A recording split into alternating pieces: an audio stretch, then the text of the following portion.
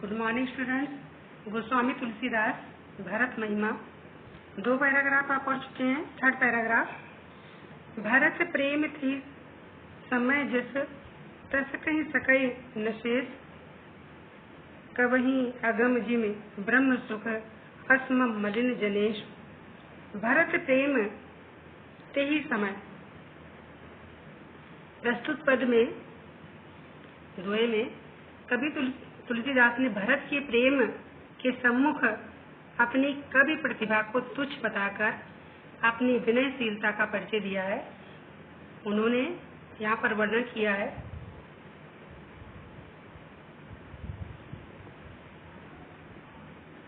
भरत प्रेम, तुलसीदास जी कहते हैं कि उस समय भरत के मन में जैसा प्रेम था, भरत प्रेम ते ही समय, ते माने उस समय, जस माने जैसा, भरत प्रेम, भरत के हृदय में जैसा प्रेम था, तस कई सकैन शेष, शेष मतलब होता है शेष नाग, उसका वर्णन 1000 मुख वाले शेष नाग भी नहीं कर सकते हैं। तुलसीदास जी कहते हैं कि उस समय भरत के मन में राम के प्रति जैसा प्रेम था, उसका वर्णन 1000 मुख वाले शेष नाग भी नहीं कर सकते। शेष मतलब शेष नाग। कबही अगम जिम ब्रह्म सुख, फिर मुझ कवि के लिए तो यह विषय वैसे ही अगम और दुष्प्राय है। अगम माने पहुंच से बाहर, कवि माने कवि के लिए, अर्थात तुलसीदास स्वयं के लिए कह रहे हैं। ब्रह्म सुख, ब्रह्म का सुख अर्थात ईश्वर का सुख, तो फिर मुझ कवि के लिए यह विषय वैसे ही अगम और दुष्प्राय है जैसे अहमम मलिन जनेशु। मलिन माने का नीच व्यक्ति या अहंकारी व्यक्ति, जो मोह माया में फंसा हुआ व्यक्ति है, अहंकारी व्यक्ति है, पर ब्रह्म से साक्षात्कार नहीं कर पाता है, उसी प्रकार मैं भी भरत के उस संपूर्ण प्रेम का वर्णन नहीं कर सकता। तुलसीदास जी कहते हैं कि उस समय भरत जी के मन में राम के प्रति जैसा प्रेम था, उसका वर्णन 1000 मुख वाले शेष नाग भी नहीं कर सकते।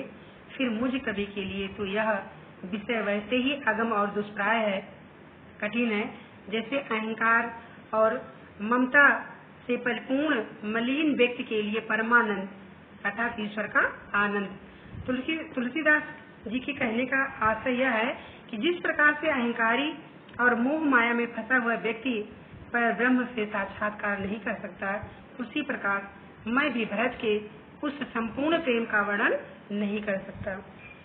सकल स्नेह शिथिल रघुवर के गए कोस दुई दिन कर ढर के जल थलु देखी बसई निस वीते कीन गबन रघुनाथ प्रीते उहाँ राम जननी अवशेषा जागे सिए सपन अस देखा सहित समाज भरत जनु आए नाथ वियोग ताप तन ताए सकल मलिन मन दीन दुखारी देखी सासु आन अनुहारी सुनिश्चय सपन भरे जल लोचन भय सोच बस सोच विमोचन लखन सपन यह नीक न होई कठिन कुचाह सुनाई है कोई अस कही बंधु समेत नहाए पूजी पुरारी साधु सन माने।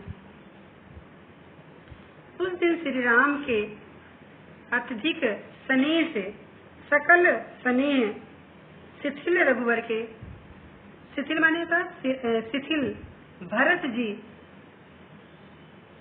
सूर्य के ढलने तक गए कोस, केवल 2 ही कोस की दूरी ही तय कर सके।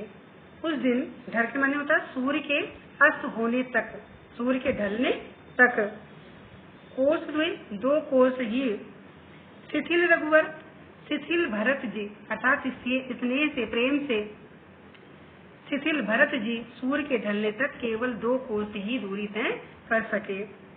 जल थलु देखी बसई निस वीते, उन्होंने जल थलु स्थल, जल और स्थल की समुचित व्यवस्था दे करके, निस माने रात, वहीं पर व्यतीत किया।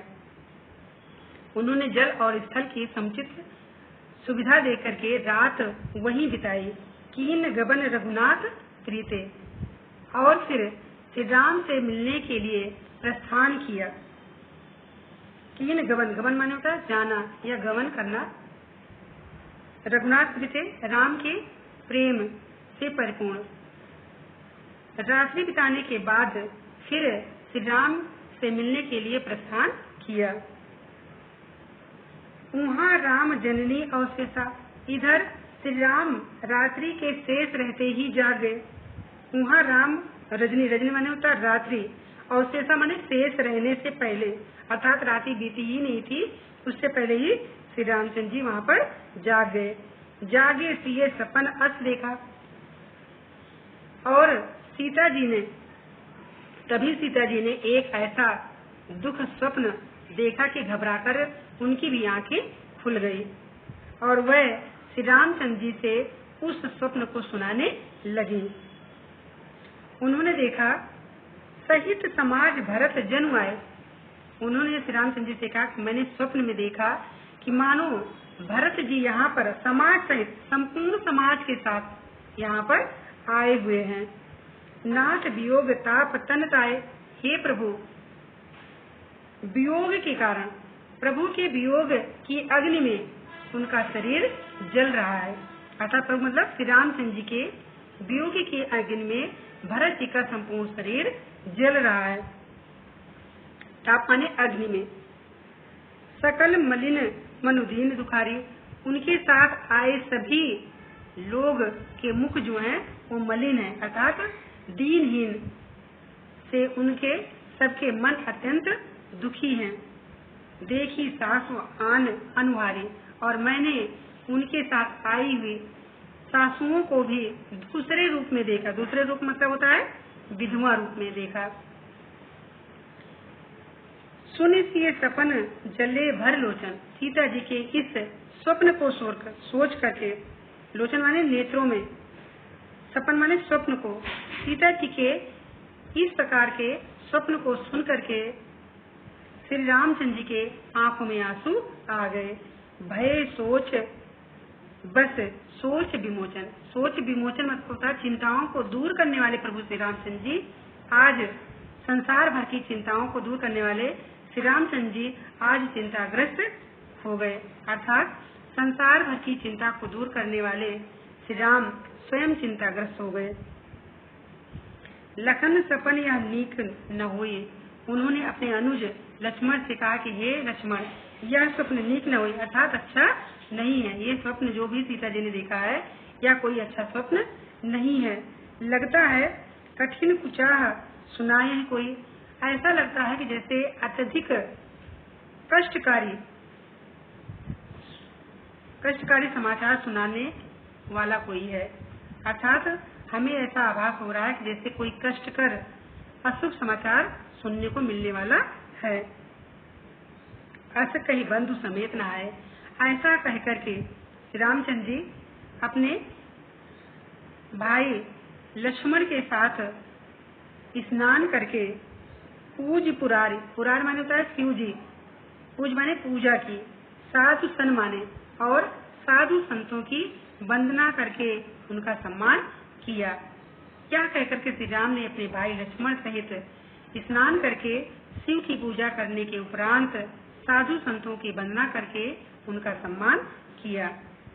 यहाँ देखिए सकल स्नेह, उस दिन श्री राम के अत्यधिक स्नेह से शिथिल भरत जी सूर्य के ढलने तक केवल 2 कोस की दूरी ही तय कर सके। उन्होंने जल और स्थल की समुचित उपलब्धता देखकर रात्रि बिताई और फिर श्री राम से मिलने के लिए प्रस्थान किया। इधर श्री राम रात्रि के शेष रहते ही जाग गए। तभी सीता जी ने एक ऐसा दुख स्वप्न देखा कि घबराकर उनकी भी आंखें खुल गईं। वही श्री राम से उस स्वप्न को सुनाने लगी कि मैंने स्वप्न में देखा मानो भरत जी यहाँ पर समाज सहित आए हुए हैं। प्रभु के वियोग की अग्नि में उनका शरीर जल रहा है। उनकी साथ आए हुए जितने भी लोग थे उनका मुख मलिन है और वे दीनहीन से उनके सबके मन अत्यंत दुखी हैं।